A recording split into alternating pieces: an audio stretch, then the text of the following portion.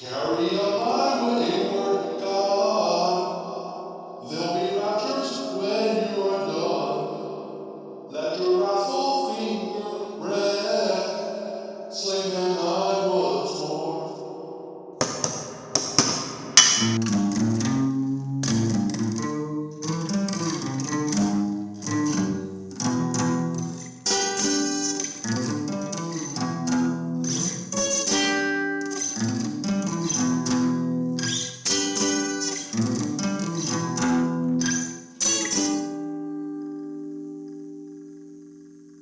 There's still time to call the church and call all this off.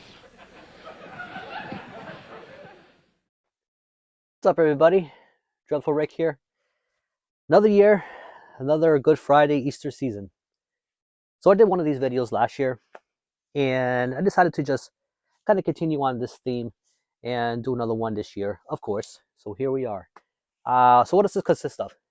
Essentially, religious Catholicism depictions, depictions of Jesus, angels and demons, all that good stuff.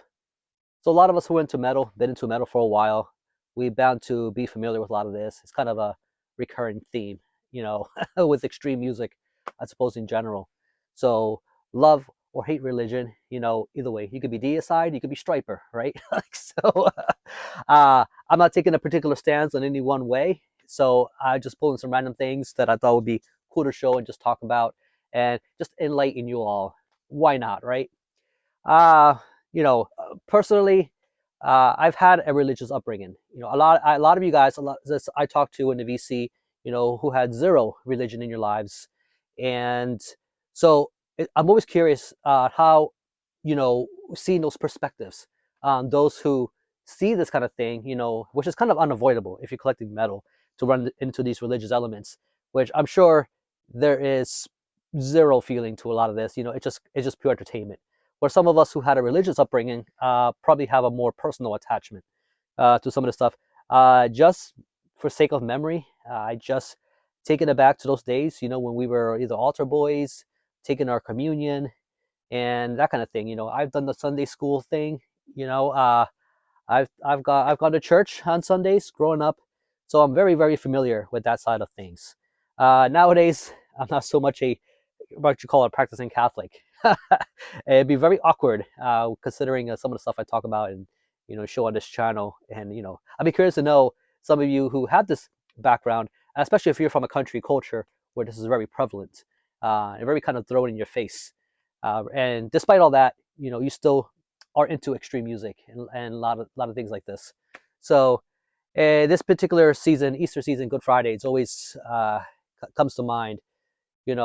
Do I eat meat on Fridays during Good Friday? Things like that. I don't pay too much close attention. I don't follow any of that stuff. In order to follow that stuff, you have to really believe it. You know what I mean? And a faithful follower of the book.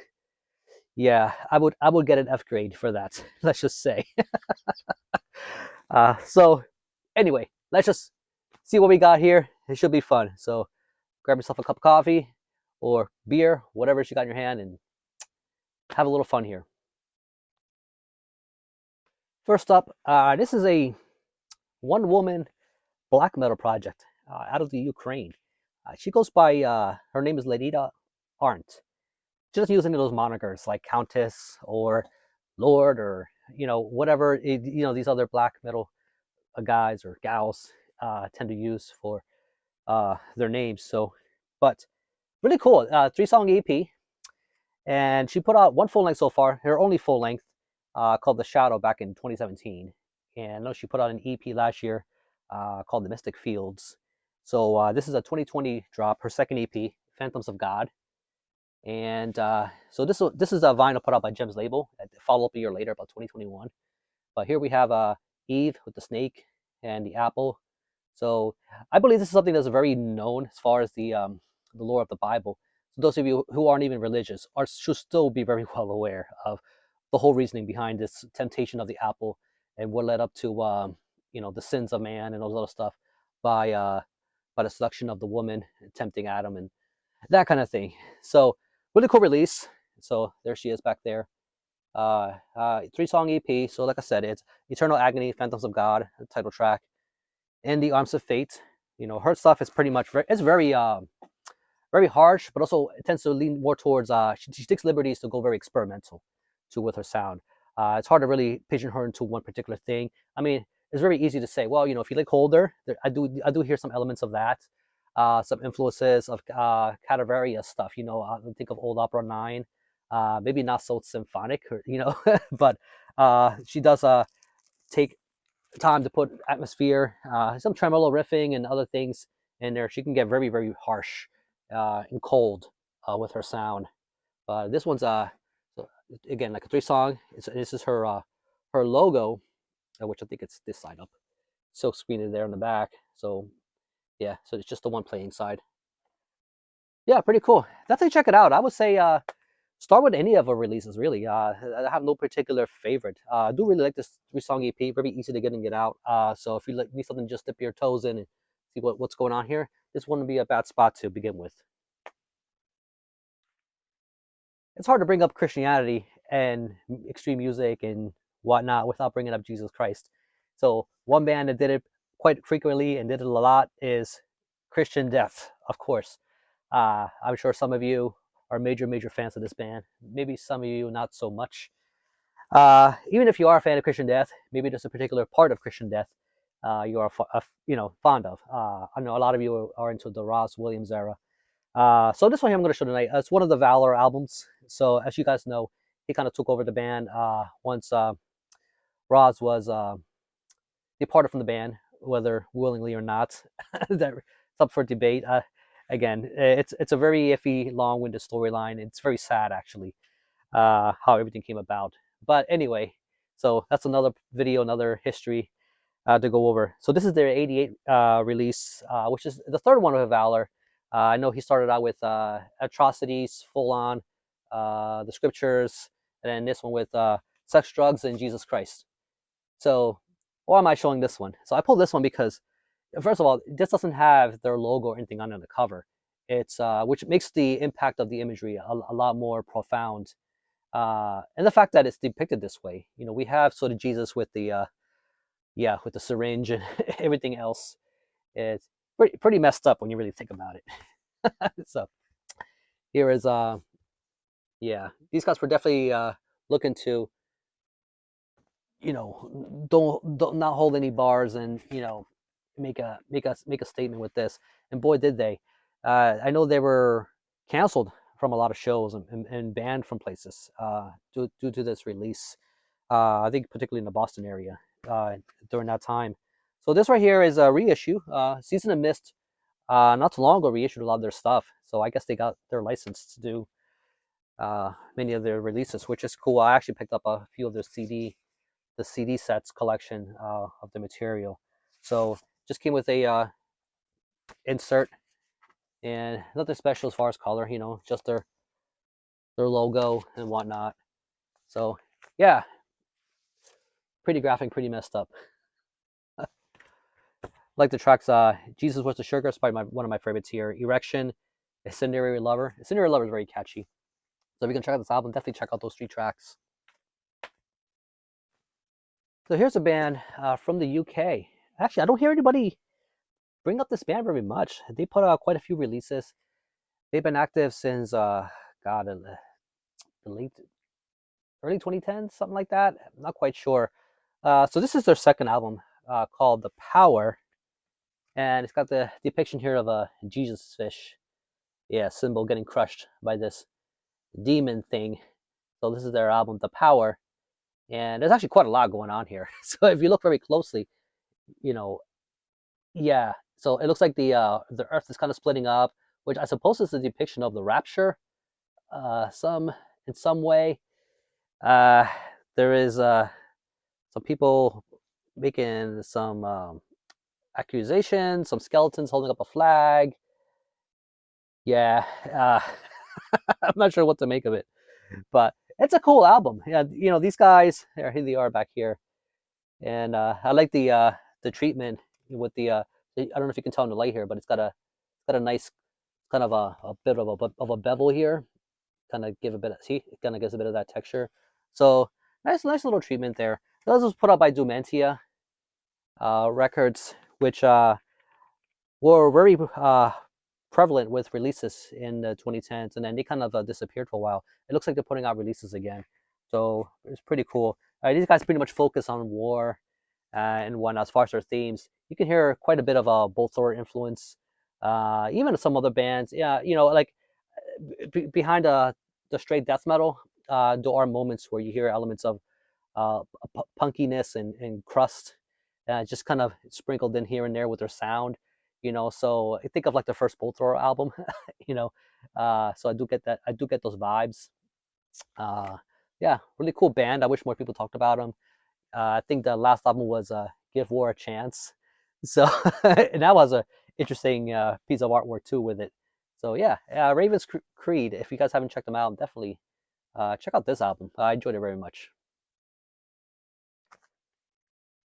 This is a one man, I guess what you call blackened, black metal project out of Rhode Island, of all places.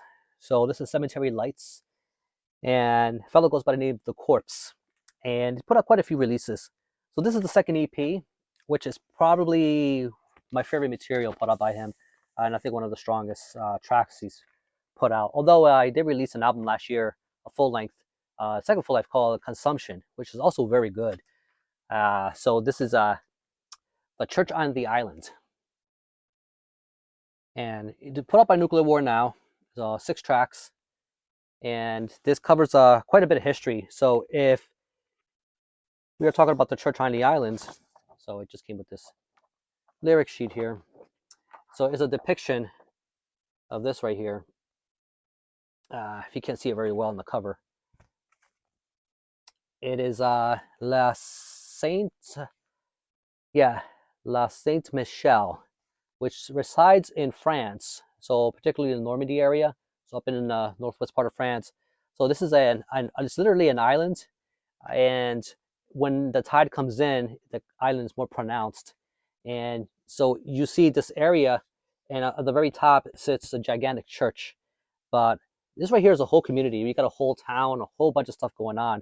You can actually visit it. You can go tourist this area, and it's very, very populated during the day, and it turns into a ghost town at night. So very interesting tourist spot. If you've never heard of it or seen it, some really good pictures of it. If you ever YouTube it, La Sainte Michel Island, it's very interesting. So this is particularly creepy because it is said to be haunted. Considering that over the centuries, this has been there's been many attempts to take over this island, particularly by the German and the English at the time, and they've failed massively. I mean, there were times they came close, but so far France has been able to keep a hold on. I think the only time it's really been taken over was when the Nazis took over France back in World War II and had a hold on this place for a little while. But other than that, the sound on this project was pretty cool. It kind of apes or harkens back the sound of the Greek and the early Italian black metal era. Think of Necromantia, a little bit of Mortuary Drape. Think of modern projects kind of doing this sound. Cult des Gaules, out of Poland, or Necromantic Worship out of Netherlands, or Funerary Bell out of Finland. So kind of think in that area, and you have something kind of related to this, or even Negative Plane, here in the U.S. They kind of take a little bit of those liberties. So it's a little bit of those kind of unorthodox kind of black metal, but still it has a little bit of the thrashy kind of elements, that keeps that sort of that old school feel. So really cool stuff. Cemetery Lights, if you not check it out, definitely a really cool project. Definitely check out the full length from last year. You probably remember when I showed this last year. Picked it up during Record Store Day. So this is The Lord, Forest Nocturne, and it's pretty much a cinematic score, but not part of any actual movie. So it's one of Greg Anderson's project, who is involved with Sun. He's really good with the sort of big, thick sound, really heavy doom, but more in the drone arena of things. So this time around, he teamed up with Petra Hayden. I don't know if a lot of you guys in the metal VC are familiar with her name. She's not really what you particularly call a metal person. She was part of the Decemberists. I know she's done something with Sun way long time ago for a project. That's actually her right here. This is one of her albums. Petra Goes to the Movies. And yeah, she's kind of wacky and imaginative in her own way. Just her doing her best, James Dean, I guess. uh, really, really cool. So anyway, so I decided to yeah, I just started doing Tootsie. She's does violin, really good vocalist, plays in all kinds of styles. I know one of her sisters is actually married to Jack Black. Uh, you know, little FYI right there. So anyway, so here it is, devotional. So you got a nice stained glass thing going on here. So this is a yes, a collaborative project of the Lord, and this right here, really nice thick stock too. Really good job, Southern Lord did on this. This one came in a nice, nice red vinyl, and this whole thing here. Let me just see what, or at least read what the sticker says. You know, basically, combined forces to evoke a transcendental, electric funeral language. Sacred, graceful melodicism coalesces with monolithic sonic dreamscapes. So there's no actual what you call wording here or lyrics. It's kind of a Petra kind of getting very ethereal and very spiritual with the way she comes up. So it's kind of like a, it's hard to describe. It's very enlightened doom. It's very, very doomy. It almost feels like the moment of, like, if you would imagine what the moment of death would be like, and you're transcending to the other realm, and I put that into a whole album. This has a sort of, you can't help but go to that place when you put this on. It's very, very transcendental, as this describes. Uh, Devotional, brutalist, harmonic beauty. Yeah. So rise to diminish. What lies behind us lies buried because it's dead. The end of absence. Yeah, the themes are definitely here. Uh, but as far as the actual singing, you know, again, there's nothing you can really pick out or pronounce. Maybe there are lyrics to this. Basically, what I'm looking at here in the back, but you're not going to be able to distinguish it very well. I would say just this is something you put on, close your eyes, and just let it take you away. So really, really cool. So this is a project I'm going to be picking up more stuff from. So as Greg releases more of the Lord stuff, it'd be interesting to see what other collabs, you know, he gets together with, because I feel like this worked really well for this project. One of the godfathers of Swedish death metal. Uh, so you probably would have guessed, Entombed. This is their 2001 album. So this is a funny one because it opens up like a very extended portrait right here. So this will be Morning Star. Pretty cool. So here's the band. I particularly like how they had the word Entombed placard on that vehicle right there. So yeah, rest in peace, Petrov. I love this album. You know, I would say, and a lot of people may consider it as kind of a Wolverine's Blues Part Two. You know, I don't think it's the strongest Wolverine Blues, but it's definitely they took a bit of a dip period after Same Difference, and then with Uprising, which was definitely a stronger album, but I like this album quite a bit more than Uprising. The solos are back. It's still death and roll. You know, they're very well into that sound. They weren't coming back from it, and you know, before things went haywire and turned into AD and a whole another mess. So here's carry on that theme there. So more stained glass for you, just like that Lord album I was talking about. Pretty cool. So I thought it was definitely worth showing. This is the 2022 remaster by Three Men Records. Came in this nice blue, which I think is very fitting for that theme and the artwork. So really, really good. Really good tie in there. Look at that.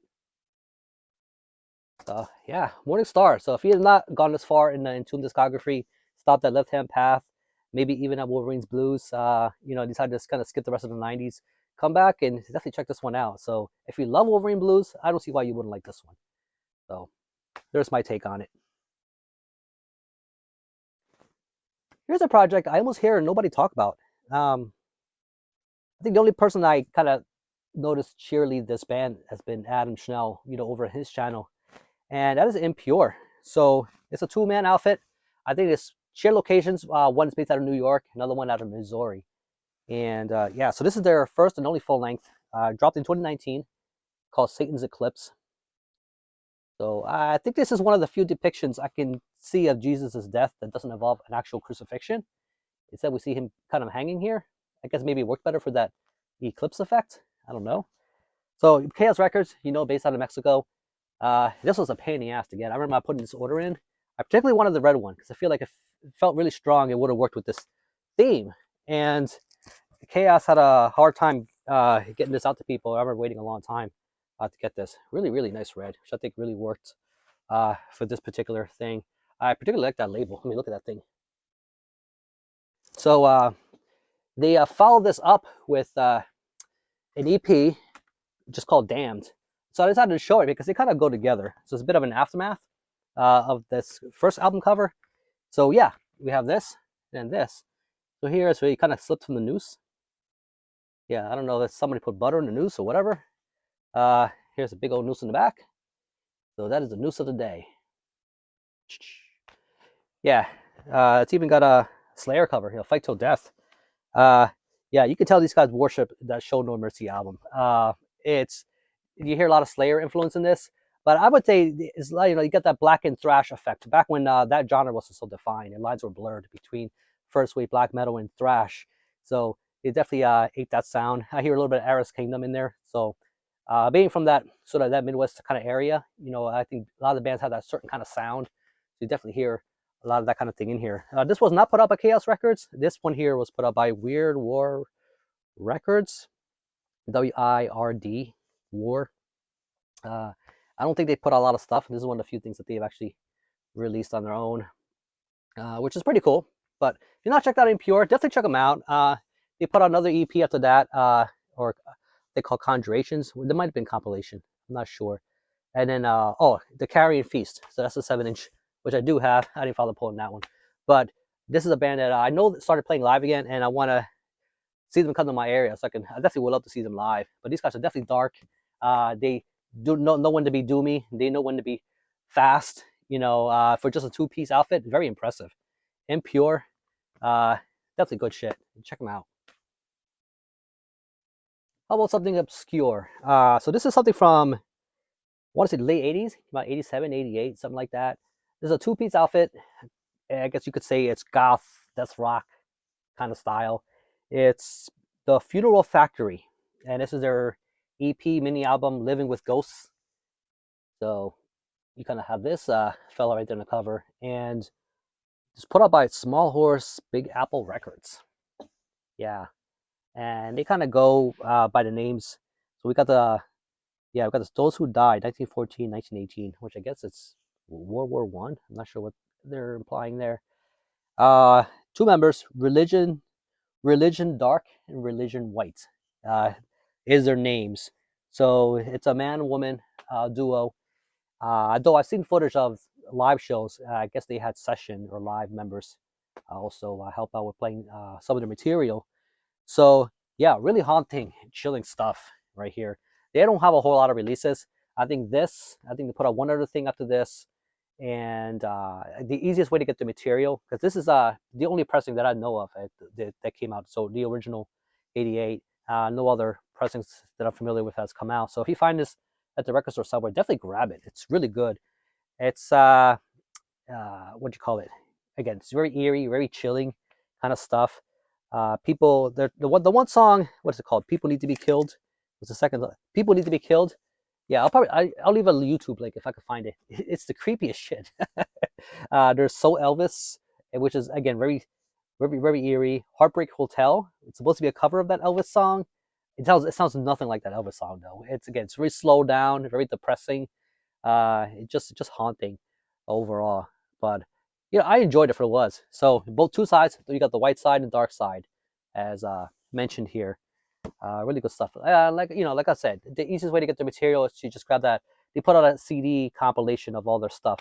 The CD itself maybe just a little hard to find. You may have to go Discogs route if you want to, obtain a copy of that, or eBay, definitely.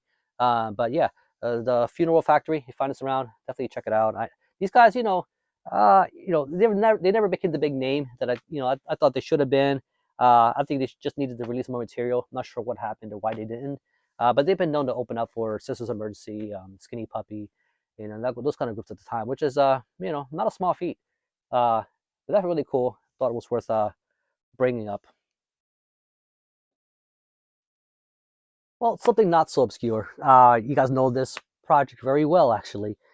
So these guys are the pioneers of, I guess, what you call sludge metal, what we know as today, and a very early uh, band playing that style of grunge, and that would be the Melvins. So this is their 2020 album, probably their 24th. So yeah, they're well past that now. So working with God. So this is an album. The reason for putting this album together was basically they're a trio, and it gets back to two original members that band. So yeah, so it's like getting together with your high school buddies and jamming for good old time's sake. Except let's make an album that's not so serious. By this point, we all know King Buzzo has a gigantic fucking sense of humor, man. Everything about here. Even when I look at this album, it says "Working with God." It's if you read between the O right here, it says "Good Dog." Yeah, so I actually didn't notice until just now. I never really bothered to look at it that closely, but yeah. So it's just, how is it not so serious, Rick? What do you mean? I mean, it begins with the first track, "I fuck around, I fuck around, round, I fuck around." Yeah, Beach Boys cover. They also have a what is it? What is it? Was it Harry Nilsson? The song "Fuck You." Yes, they do a cover of that. So rest in peace, Harry. Uh, if you ever heard the original track back in the '70s, it's very amusing. Because it's one of those songs where he drops a giant f-bomb. F-bombs were a big thing in the '70s if you dropped one like that, and putting that on your A track and not expecting that to come up, yeah, fun stuff. So yeah, but the tracks here are very good. The thing about Melvins is they really challenge the notion of pigeonholing them into a category. I did mention sludge and grunge. They do play doom. They do play, stoner. They play all kinds of, they try to be all kinds of styles, even within the same album. And this is no different. So, Caddy, Caddy Daddy, Brian, the horse-faced goon. It's a fun one. You also have, yeah, Bouncing Rick, which is the third track. I don't think it's any reference to me. I hope not. Buzz. So yeah, really cool. So it came in this nice orange sickle, I guess you could say, color. Ah, shit. So yeah, look at that thing. Nice green and blue label there. Fun album. They don't take this up so seriously. I like that. I feel the same way. I'm not getting too serious about things. It just think about life. You gotta be able to laugh at life and joke about life. And Melvins are no different. I think the album that followed this up was an acoustic album. So when you're that late stage in your career, you could take these creative liberties and try all kinds of things. You're pretty much very well established. Another point of humor. Came with a gigantic ass poster. Was this necessary? No. Big old God. Yeah, I don't see myself hanging this anywhere. Plus, taking up all that wall space for this, which I believe this is the sky of the other side. Which here we have this giant volcano, which I guess a lot of people have associated volcanoes with God or some kind of big deity in the past. So yeah, so here we have the three members: Dale Crover, Mike Dillard, and yeah, King Buzzo. So these guys are back together again. Made an album, had a good time, really good stuff. So if you know about the Melvins, you already know about this. Don't need to go any further. But would I start with this? Probably not. But it wouldn't be a bad one to start with, though. Anyway, it's just a nice bit of variety. It's got a lot of humor in there. If you like your album nice and humorous, can't go wrong with this. So here's an interesting depiction, and this is one we probably see quite frequently in quite a few metal albums. So this is a band. So those of you who follow extreme metal underground, especially the stuff happening in the U.S., you'll be familiar with Summon, based out of Lansing, Michigan. They're no longer active. So this was the last thing they put out back in 2005. This is their Fallen album, and yeah, this will probably be the only, as far as I know, I think picture disc. No, I think there's one other picture disc I'm going to show. But yeah, here's a picture disc for you, and really interesting. Yeah, more and Bud put this out. I think 500 of these were made. So here we see, yeah, the old Demons kind of attacking the angels. But these guys get prepared because these guys have brought blades with them. Look at that thing. Now, why do I say that? Because, you could compare this, and you're probably thinking about it already. You go, Rick, that's very Dawn of Possession. So I decided to just kind of pull this out to just kind of compare. These guys are just the demons. You know what I mean? Just bare-fisted and ready to take on these angels. But these guys try to one up them with the blades. Summon are an awesome band. I think they started out as masochists, and the members moved on to this project. And I don't know, it would have been cool to see what else they would have put out today, because they definitely brought the riffs, man. If you love your stuff very riffy and, harsh, extreme, this was the band for you. Not quite moving into war metal territory, but I think if these guys blast a little harder, a little faster, they've kind of gotten there, definitely. But there's a lot of elements in there. You can hear elements of stuff going on with death metal, but not as quite as the stuff that was going on at the time. Again, these guys were active in the early 90s as masochists, but in the late 90s when they formed Summon, being from Michigan, they had kind of their own little sound. They were probably more closer to bands like Lucifer's Hammer, than they were than the stuff going on with over in New York with Immolation or Florida, the Tampa scene, But it has a very even up to the 2005, they still kept that very early sound, which I really love, So if you relish and harken back to that time period, this release would definitely foot the bill. So you don't have to get it in picture disc form. You can get a proper CD. So yeah, really, really cool. How about some heavy metal? So I recall on a heavy metallurgy episode, Aaron, you know him as the Metal Theologian. So definitely check out his channel if you haven't. Really cool dude. He just came on what you call a chit chat with over at Pat over at Ground Zero Salem. He's been doing the Monday night talks with just random people, a few of his friends, which is pretty cool. And Aaron was one of those people. And I remember him talking about a project. I didn't even know he was in the band called Madhouse. So it looks like it was based out of Germany way back in '89. So he put a Bandcamp up and ran a pressing of it on vinyl, believe it or not. So that would be First Damage. So I went ahead and put an order in, and very simple for what it is, right here. So just a black and white label, kind of just glued on there. And here's the back. So again, very basic sleeve, and it came with some lyrics. It came with 2 sheets actually. So you got the lyrics right here, which is now I gotta remember, these guys were young at the time when this came out, so their eyesight was much better. So this is what we ended up with to read. So Aaron, I know you're not a spring chicken anymore, but man, people over 40 probably won't have the eyesight for this without whipping out a magnifying glass to look at this stuff. So we also got a second sheet, which is like, kind of an old photo of them. And here is a bit of the credits and descriptions and all that good stuff. Like I said, it's a very basic kind of thing. What really matters here is the music, right? And I see the names of the members here. It's all in German. I don't know which one's Aaron, if he went by a German moniker or what he's credited as. I'm not sure. Wasn't too clear on that. All I know is that this was his band at one point. And so I think he went with something that I've been seeing a lot more of pressing plants do. And that is the Econo, or the Eco Color kind of thing. Instead of going with just straight black, which can be a little more interesting if you go with something with an interesting color combination. In this case, there's no actual cover artwork, so any color could have went, really. There was no issue there. So here is kind of like a mixed gray, I guess, splash, marble, whatever you want to call it. Just a mishmash of different stuff, which is kind of a way for these pressing plants to save money. You're just using leftover ink and things like that, and good for you if you're trying to save a few bucks. I'm not sure if that was his motivation for doing it or not. Maybe he just thought it looked cool. I don't know, but this is what we end up with. So if you go to Bandcamp, so I'll leave a link if you're interested in checking it out.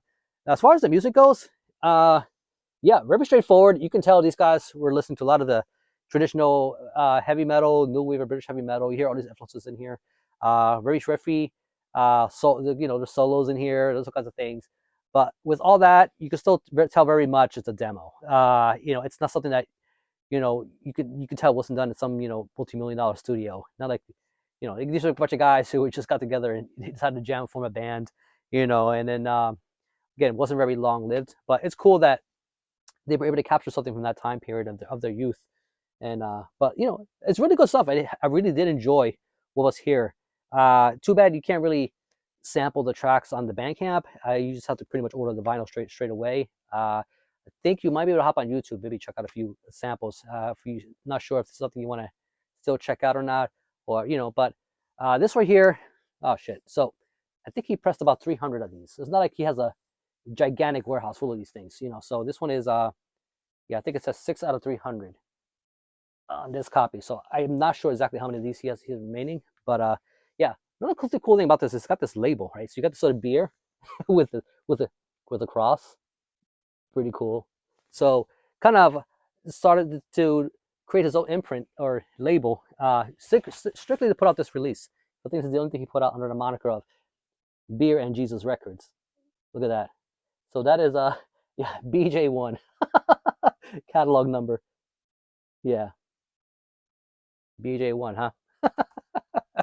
So Beer and Jesus, I could definitely relate to, which is my Bandcamp profile. If you check out Decimate 555, that's my Bandcamp. So and you can see my little avatar. It's literally Jesus holding a beer. So yeah, this is definitely something that I would very much enjoy and relate to. Very awesome. So yeah, I definitely check you guys to encourage you to check it out. If definitely if you like classic traditional heavy metal, especially stuff that's very much in the vein of the 80s, with a lot of teen angst and attitude, really. Okay, so if you manage to, well, be tortured this long by hanging in there, I appreciate it. So I decided to treat you with a little bit of humor. So this is God. So this is a Christian garage rock, garage punk band based out of San Francisco. Funny coming from that area, because San Francisco is very, very liberal kind of a city. Although it's the same city where I think Reverend Jim Jones, right, the People's Temple, yeah, where he did his little evil deeds. So this is the Knights of the New Crusade, and this is My God is Alive. Sorry about yours. Songs in praise of our Lord and in condemnation of sin. So I saw this sitting there. I got their bucket heads. Yeah, their logo is very amusing too. Look at that thing. And I like this. This has got to be a joke band, right? It's got to be a joke band. It's got to be some funny ass shit. So I went ahead and picked it up, not knowing if they were serious or not. Look at that thing. This is the kind of stuff we would put out for Halloween. And so this was put out by Screaming Apple Records. Yeah, these guys are so, I don't know if they're tongue in cheek or what. They're just so silly that I don't even think the label had to put a warning in the back, just a disclaimer, I guess if you will. It says, please note that Screaming Apple Records does not endorse the views of this band, especially regarding evolution, but we support their right to state those views. Yeah, there you go. So another thing that was very amusing about this is their little avatar in the back. So you got the recycling symbol, right? And you got the little angel with the little pentagram being thrown in the trash. So two factors. One, are these guys serious? I kind of think they are. Just E is for evil. The lyrics are very much nothing left to mystery about that. What their content is about. The whore of Babylon. Ain't no monkeys in my family tree. There's that evolution shit again. Jerusalem, the dangers of dating. Wait till marriage, kids. Wait till marriage. You got to move. He has risen. Yeah, and the photos, it just makes this even more fun. I mean, look at that thing. So, but the music, is it actually good? Sadly to report, yes, it's good. It's actually fun. Pay no mind to the lyrics if it's definitely not your thing. If you're not a fundamentalist, you're not a Bible thumper. Just enjoy the music for what it is. Just the guys that have that MC5, a bit of the Clash influence. you know. So yeah, here's the Screaming Apple logo over here, which I think is kind of cool.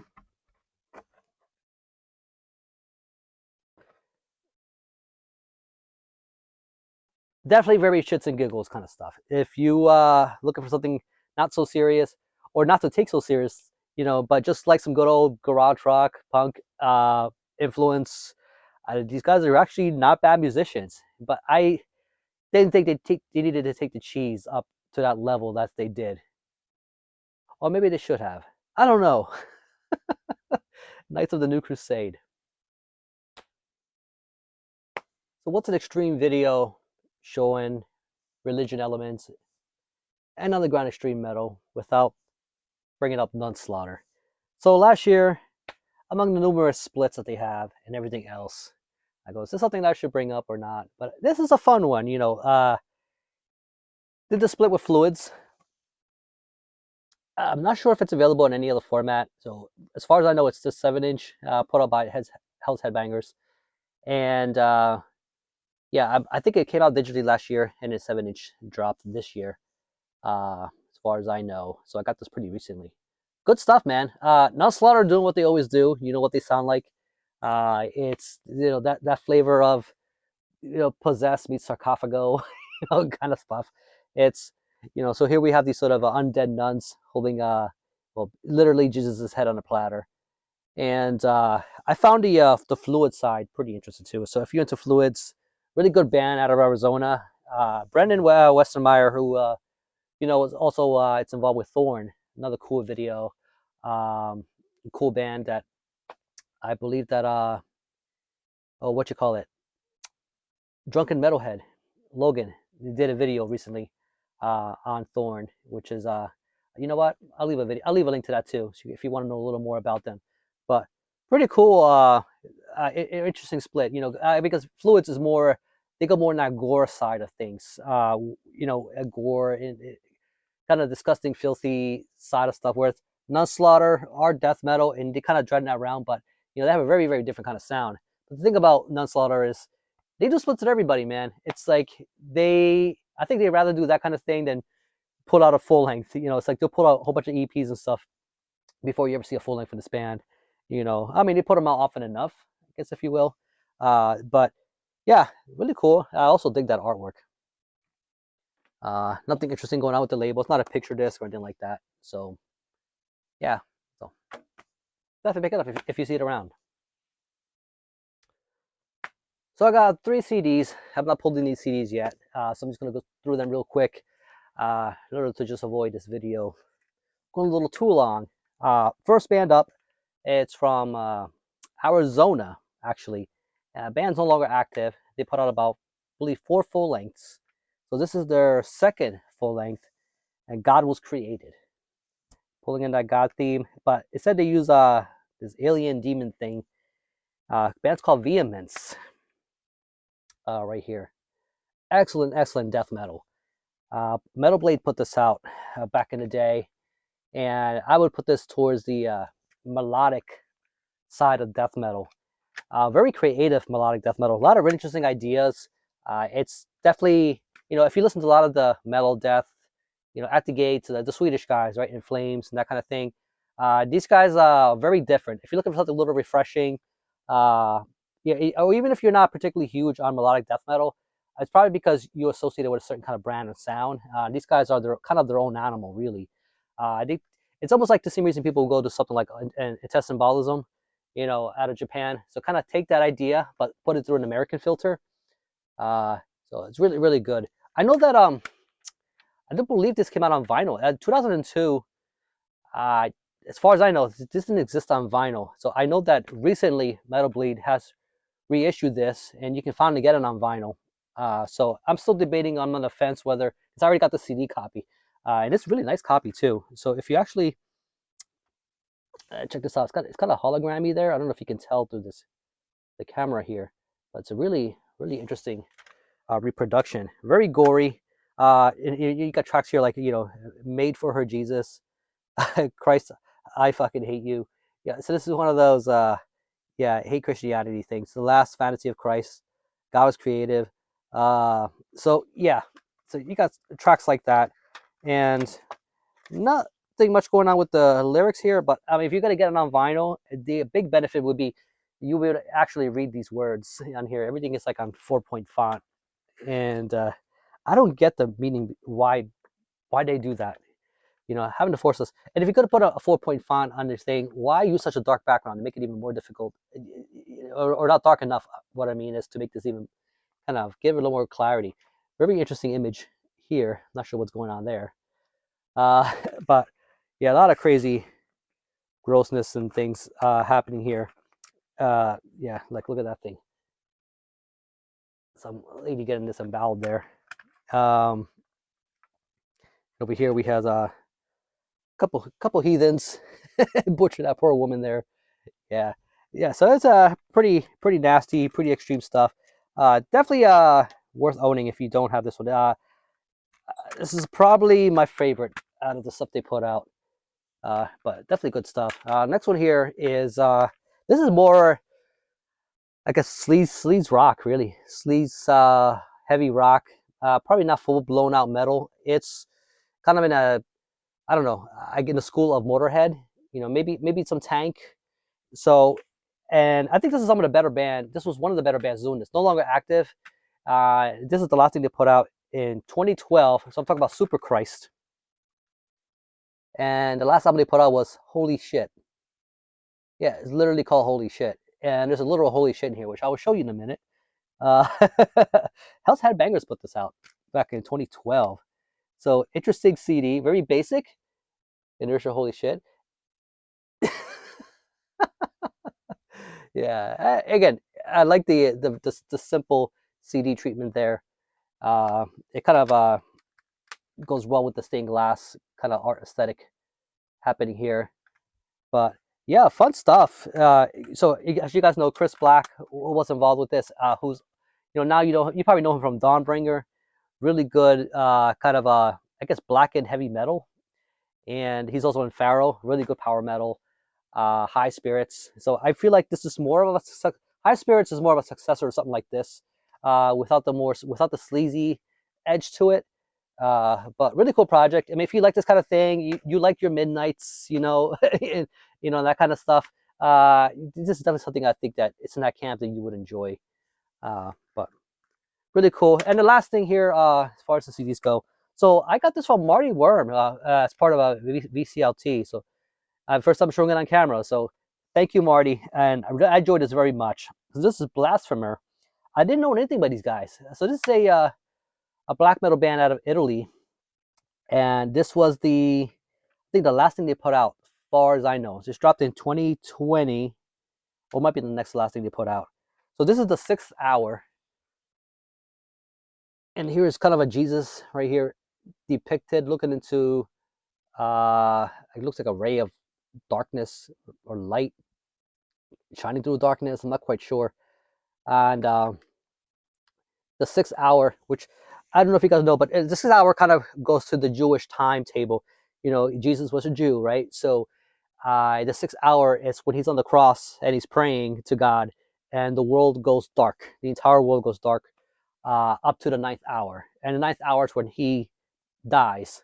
So this particular album covers really good a journey, really, of Jesus' journey on the cross, from the beginning, carrying the cross all the way up to crucifixion. So there's these pages that kind of follows the story along with Hail King of the Jews, the stumbling block, and so on. So it's just Via Dolorosa, and it's supposed to be, I guess, what you call chronological.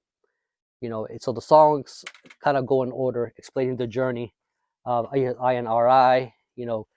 Jesus is nailed to the cross, all the way up to the 6th hour, the disposition. Jesus is taken down from the cross.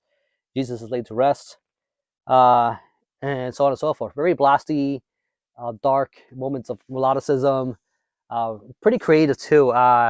So I definitely will be looking to get more stuff from this band. I wasn't expecting to like this as much as I did, but good stuff. I guess the cover should have clued me in. This was put out by Candlelight, and you guys know Candlelight, been around for forever, and they put out some good stuff. So I probably didn't have much reason to doubt the quality of something like this put together. But this band themselves carry on this religious theme, kind of anti-Christian thing and whatnot. I think in this case they decided to put something together, kind of going over the kind of the story of this journey up to the crucifixion, all the way up to the 6th hour. They even go over to the 9th hour, really. So interesting stuff. Okay, last thing I pulled. So thought I'd pull another picture disc for this, and another fun one, and a little back or a little bit of context. So if you were a child from the 1980s, now I only have reference from the US. I don't know what the rest of the world was like, but it was the era or the decade of the PSA, right? These public service announcements, we were chock full of them, right? We have Woodsy the Clown, right? You have the fucking crime dog, all that shit. But being a child of the 80s, and just being around the 80s, there was a particular character you couldn't avoid. Not like if you were trying to avoid him or anything, he was just there. So I'll talk about none other than I Pity the Fool. Doesn't know about Terrence here. Mr. T. So, yeah, they decided to put this out in 1984. Columbia put this out. Mr. T's Commandments. And yeah, look at these kids. So, yeah, trying to imagine Mr. T rap. He needed coaching. So they recruited a very young Ice-T to come in and kind of give him guidance and tips on being able to pull this off. Think about a character like Mr. T is this guy, he did it all, man. I gotta clap to this guy because it tipped my hat because he accomplished in that period of time what most of us would not ever ever think conceive of in our lives. This guy, he's the real deal. He spent time in the military. I know he tried out for the Green Bay Packers. I know he had an injury, so that's why he couldn't make the team. But he was a bouncer for a good while. He was introduced to the world through Rocky 3, that you guys know. Bia Baracus and in the A team. I mean, the guy was everywhere, and this is one of the products or byproducts of this. He did wrestling.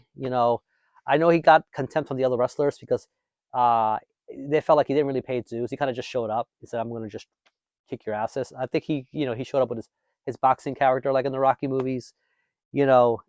So, and he was known as the guy with the bling, right, with the Mohican or the not Mohican. It was an African. I forget what it was. It was an African tribe he was modeling his hairdo after, and he kind of just kept that look ever since.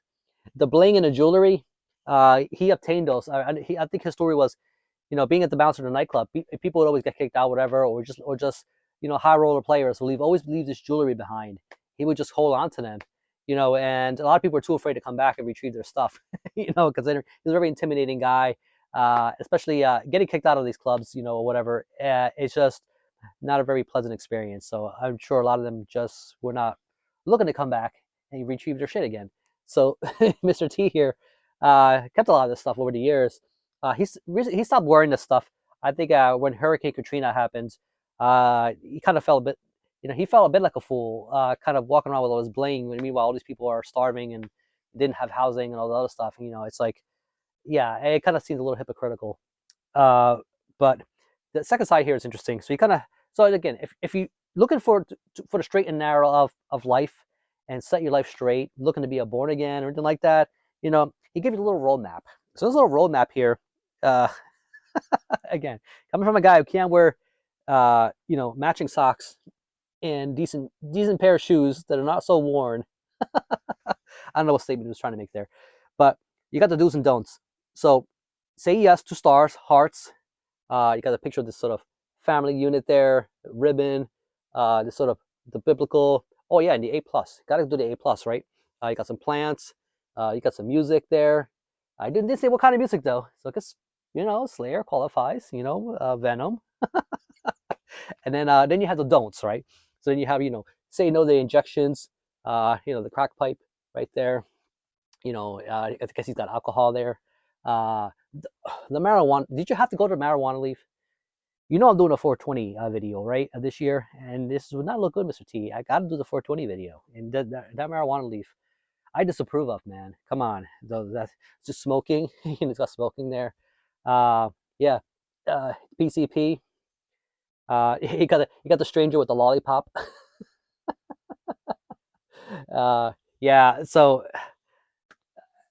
I saw this sitting there. I'm like, man, I was just rolling in the memories, just and all the stuff in that time period. Just funny as shit, man, but also very amusing. Uh, Man, that guy with the lollipop, it gets me every time. But this was the decade when all this stuff was going on. Um, but if you're a part of the '80s, you guys know what I'm talking about. So, all right, I'll leave it at that. Well, I hope this was fun. Another year, another Easter, and I showed quite a lot of material here. So this video, God, it's probably going to be an hour, isn't it? Maybe over. I don't know. Uh, but on top of all this, I decided to do an Easter egg. Now, this is optional if you want to continue watching or not. And this is going to be a thread response for Jacob. His channel is Music Sucker. And this challenge was spell Easter, basically. So pull out albums. It could be band names, artist name, album titles, whatever. It just has to spell Easter. Easter. So several people have already jumped on this, and I thought this would be fun. So I also thought I'm already doing an Easter themed video. I mean, why not just attach it all to the very end, right? So again, if you guys want to turn it off here, that's fine. But if you want to stick around and look at this challenge, and you see me spell out Easter with these chosen albums, stick around. So yeah, except kind of double dipping there because Easter has two E's in it. So yeah, E's gonna get a bit of a more heavy lifting in this thread. So just thought I'd put that out there. So let's see what I pulled. Easter. Embalm, Prelude to Obscurity. So this is some 90s death metal out of Madison, Wisconsin. So the 20 bucks bin recently reissued this, and it's basically a compilation of both their demos. So Prelude to Obscurity was actually the name of, I think it was their 97 demo. So pretty cool, really good, brutal stuff. Here it is, guys. One of them happens to be wearing an Emperor shirt. Cool. Came in this nice swirly swirl, pinkish black. So awesome. And for A, we got some black and thrash out of Japan. Abigail, Blasphemy Night. And this is one of their early demos. I think it was the first or second demo. And I think kind of fit well for this theme of the video too. This was reissued by Nuclear War Now. Got this upside down crucifix thing going on. Pretty evil, fast. Just sometimes it actually gets a little doomy for this band. So really cool. Appropriately, they ended up reissuing it on this jade color. Look at that thing. Pretty cool. If you're not normally into Abigail or it's not your thing, I would definitely still check out this early demo material. Sounds quite a bit different from their later material. Now for S, we have something from last year. And this is the latest Sayor album, Origins. So this is atmospheric black metal out of Scotland, one of Andy Marshall's projects. Beautiful music, beautiful album covers. Everything about this, I love this project. Really cool. And this came in a blue marble, I think. There we go. I don't get all precious about the colors and everything, but it's when it's something nice like this, I like to show it, so it's available. And for T, something really classic. So I pulled this '83 debut album. The band was kind of short-lived. They put out 2 albums, and I think one in the early 2000s, and they kind of called the splits. So this is a Bay Area band I think out of San Jose. I'm not quite sure. Tsunami. Good stuff. Nice OG press there. Yeah, here they are. So this is a band that kind of they kind of toe the line. It's kind of traditional heavy metal. It's like if Van Halen was a little less technical, or Eddie Van Halen in particular, but they were a little heavier. It kind of reminds me of this. The singer even kind of reminds me of David Lee Roth at times. And it's kind of crazier moments, but still great album. Just really good listen. Next for E, we have, which I believe is their debut album actually. This is a death metal band out of Belgium. Very unorthodox and very interesting stuff. I've been into this band for a while. They no longer play death metal. They kind of play this sort of new wave post metal kind of material. They definitely changed styles. So this has 2 members of Enthroned actually. I think 1 member is no longer Enthroned. So this is Emptiness, Guilty to Exist. So this came out in I want to say 2004, 2005. Very limited release. So this is 241 out of 500. Yeah, the cover has seen better days, but good stuff. Pretty good death metal. And last but not least, we have some Norwegian black metal. So this is their debut album from 1995. So pulling out another classic of the genre. So this is Ragnarok, Notford. Everybody wants to talk about their Dark Thrones and everything else, but I feel like this band gets overlooked a lot. And at the follow-up, I do like a little more, but this is still pretty good. One thing that always gets me is every time I see this picture, I cannot help but think of that computer game. You guys know what I'm talking about, right?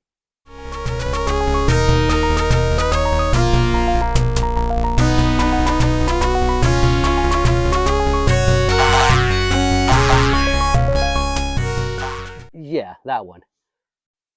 Ragnarok. Check it out. Amazing shit.